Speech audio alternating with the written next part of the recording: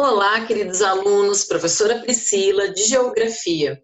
Prontos para mais uma aula? Vamos fazer a revisão do conteúdo Modernização Agrícola e Estrutura Fundiária no Brasil, que está no volume 2, capítulo 4, entre as páginas 15 e 20. Beleza? Partiu! Então, antes que a gente comece a estudar questões do setor rural, agrícola, mais especificamente hoje, é importante que a gente saiba esses conceitos aqui. O que é a estrutura fundiária? São características das propriedades rurais. Então, qual é o perfil das propriedades rurais no Brasil? Latifúndio, são grandes propriedades rurais. Minifúndio, pequenas propriedades rurais. Policultura é quando numa mesma propriedade é produzido diversas culturas agrícolas, soja, milho, mandioca, hortaliças, enfim. Monocultura é o cultivo de uma única cultura agrícola numa propriedade.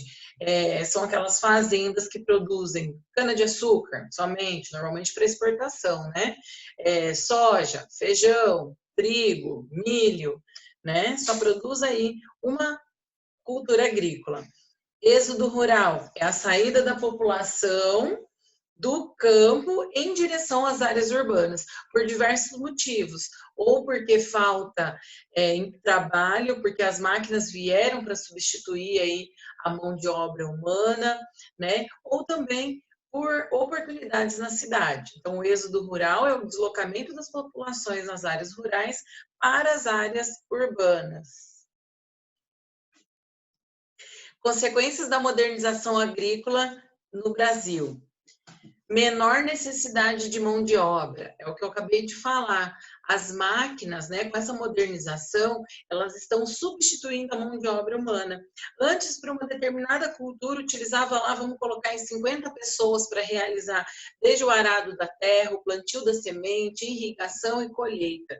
Hoje, com essas máquinas super modernas, né, que fazem aí tudo isso com mais eficiência, vamos colocar assim, né, com mais agilidade. Então, essa mão de obra, ela ficou, então, em desuso, e a máquina substituiu a mão de obra humana.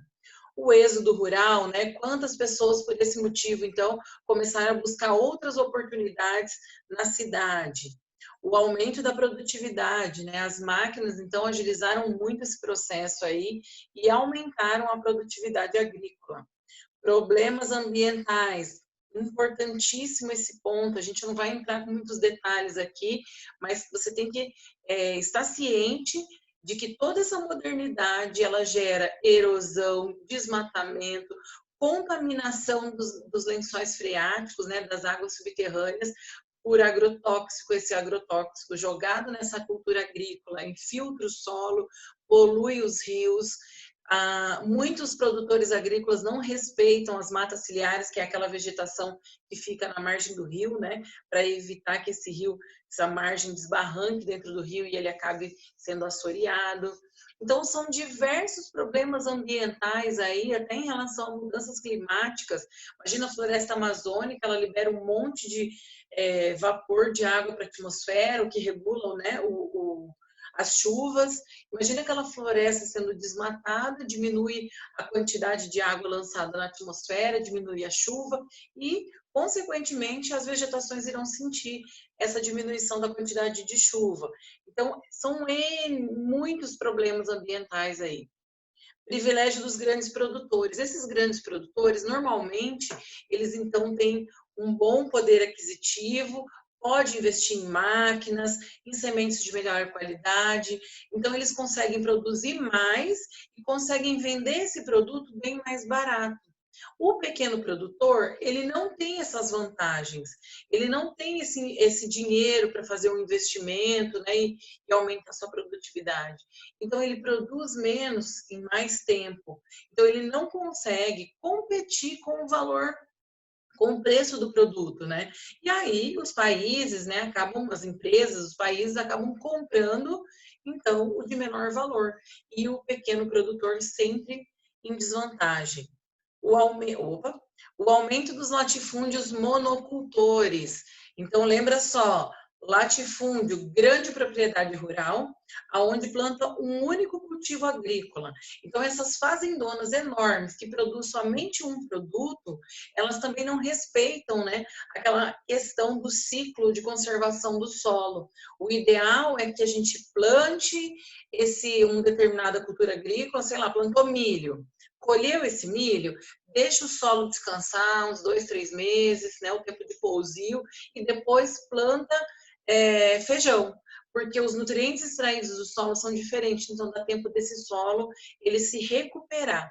E nas fazendas, nos grandes latifúndios monocultores, esse tempo de pousio não acontece, né? E é sempre a mesma cultura agrícola, então o solo vai ficando cada vez mais empobrecido, exigindo cada vez mais a quantidade de fertilizantes químicos, por exemplo. O aumento a questão também dos conflitos nas áreas rurais, também é um assunto muito complexo, né? Então, tem aí muitos movimentos que lutam, né, pela posse de terra, né? Esses grandes fazendeiros, eles acabam detendo aí certo poder, né? E tem até uma questão que a gente chama a grilagem. O que acontece? Existem pessoas que moram numa propriedade rural há muitas gerações. O avô, o pai, ele nasceu ali, ele mora, já tem família, já tem seus filhos, há muitos, da mesma família ali há décadas. Porém, não tem o documento, a escritura com a posse de terra.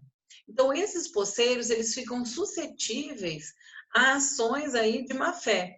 Então, o grileiro, ele é são pessoas, né, que falsificam o documento para posse de determinada terra.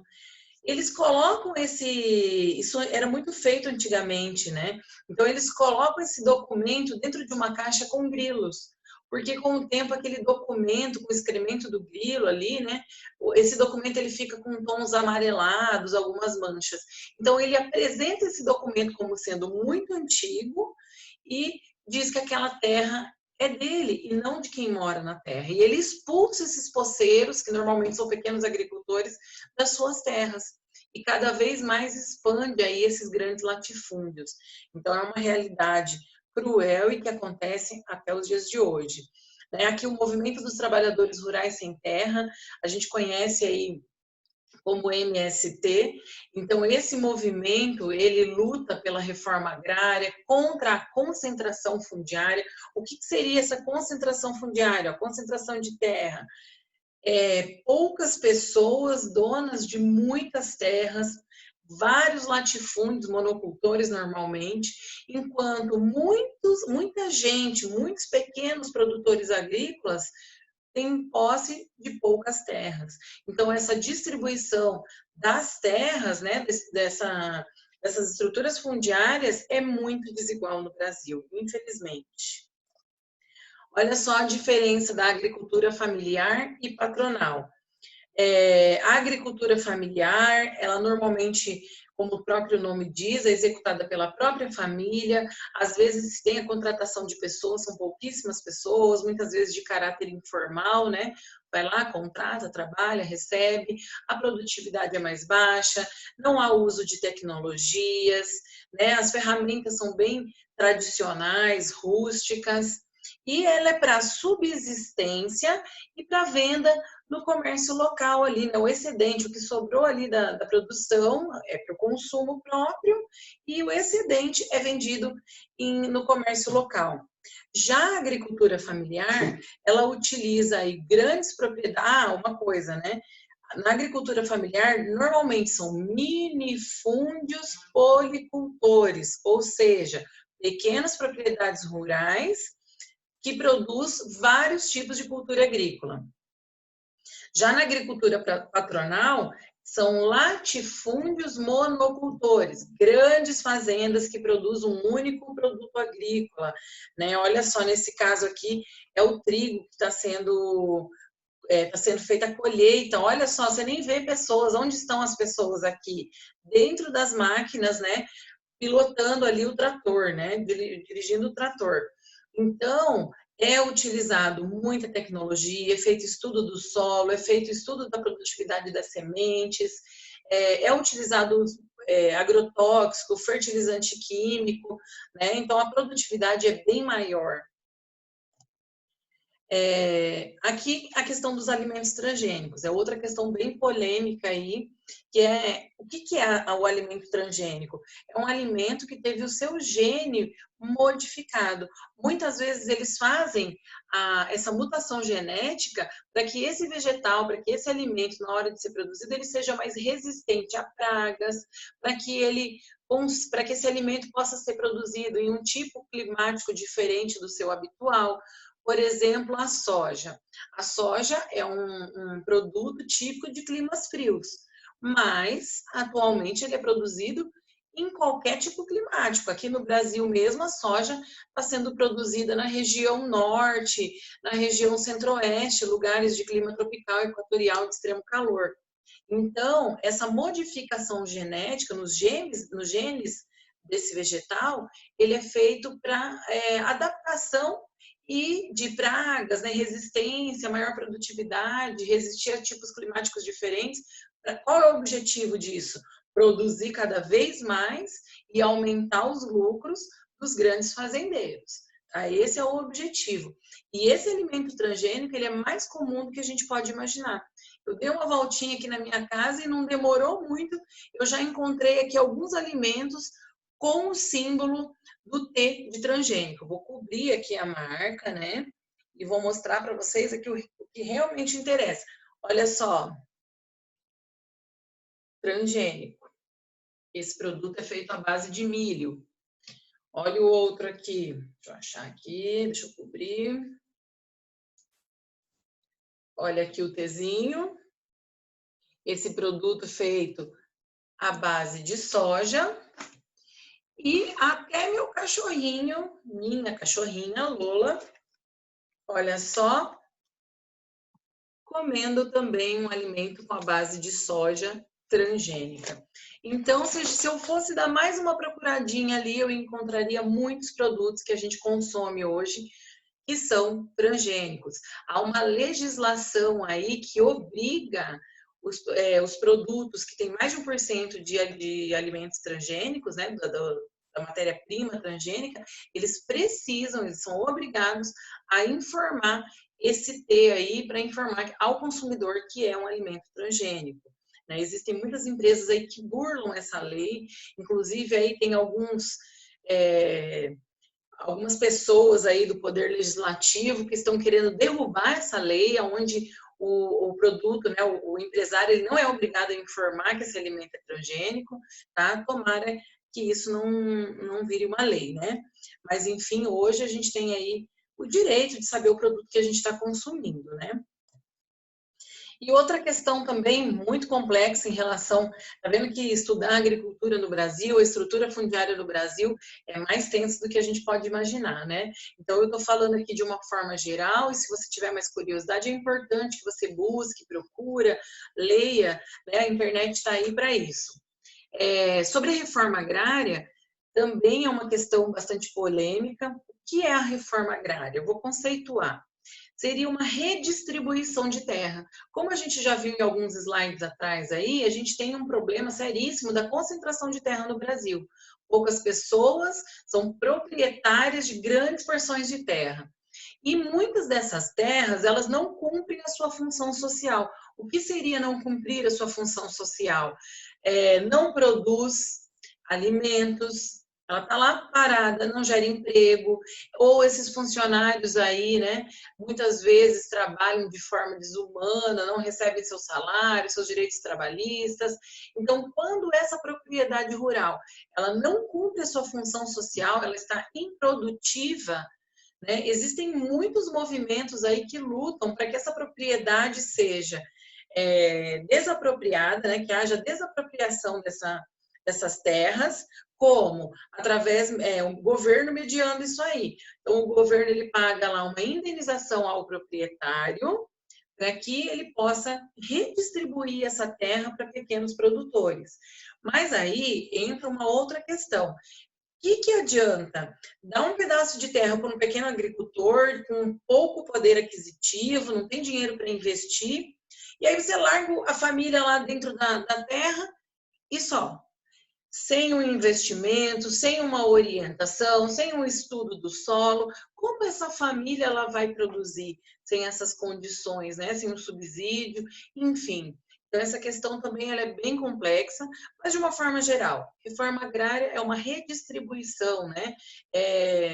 Da concentração fundiária, ou seja, né, as grandes concentrações, os grandes fazendeiros com muitas terras, então eu teria essa terra redistribuída, seria o ideal, desde que esse pequeno agricultor ele recebesse todo o apoio necessário para que ele pudesse produzir, pelo menos aquele empurrão inicial para que ele possa aí, então, caminhar com as próprias pernas.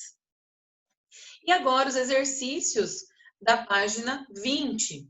Então, a professora na aula pediu o exercício 2, 3, 4, 5 e 6 da página 20.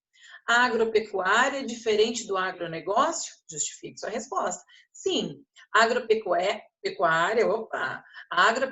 se refere à agricultura e à pecuária juntas. Já o agronegócio engloba toda a cadeia produtiva em torno da agropecuária. Então, o agronegócio é a produção agrícola ou a criação de animais com o objetivo não somente de produzir alimento, mas sim de produzir matéria-prima para a indústria, gerar cada vez mais lucros. Exercício 3.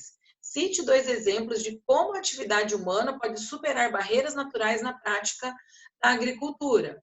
Então, o uso de tecnologias, irrigação, melhoramento genético, que seria a questão dos transgênicos, né? Melhoramento genético das sementes, o manejo adequado do solo, né?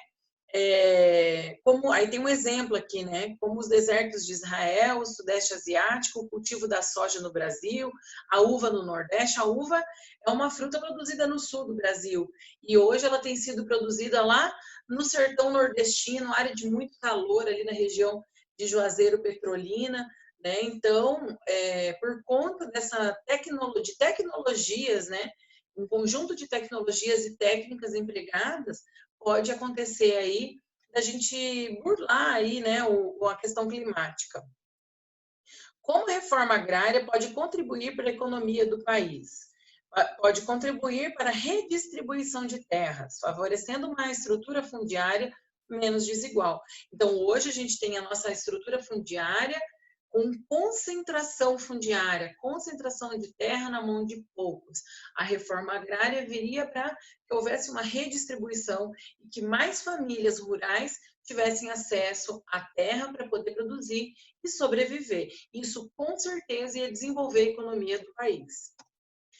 Exercício 5. Como são produzidos alimentos geneticamente modificados? São produzidos por meio da manipulação dos genes das células dessas plantas. Isso, um parênteses aqui, acontece com animais também. Hoje eles fazem essas inseminações artificiais, eles fazem toda uma modificação na genética para criar animais resistentes a doenças, que produzem, por exemplo, uma vaca leiteira que produza mais leite. Então, para também a questão da saúde, né, ser menos sensível a doenças. Então, eles fazem criar raças novas, enfim. É feito isso tanto em vegetais, como também essa questão da biotecnologia também, né, em animais. Cite 2 problemas ambientais que podem ocorrer nas áreas rurais. Aqui está pedindo 2, mas como eu já tinha falado lá no começo do vídeo para vocês, tem diversos aí que a gente pode estar citando. Erosão, assoreamento dos rios, que é quando a mata ciliar ela é desmatada, e aí a raiz da planta não está ali para segurar o solo. Quando há uma enchente ou uma chuva muito forte, esse solo cai tudo dentro do rio e torna ele ali, vai deixando ele cada vez mais raso, né? Até que aconteça aí o assoreamento dos rios. Contaminação do solo, da água por agrotóxico, desmatamento, mudança climática, enfim, aqui a lista é gigantesca. Pessoal, um prazer, tamo junto, até a próxima.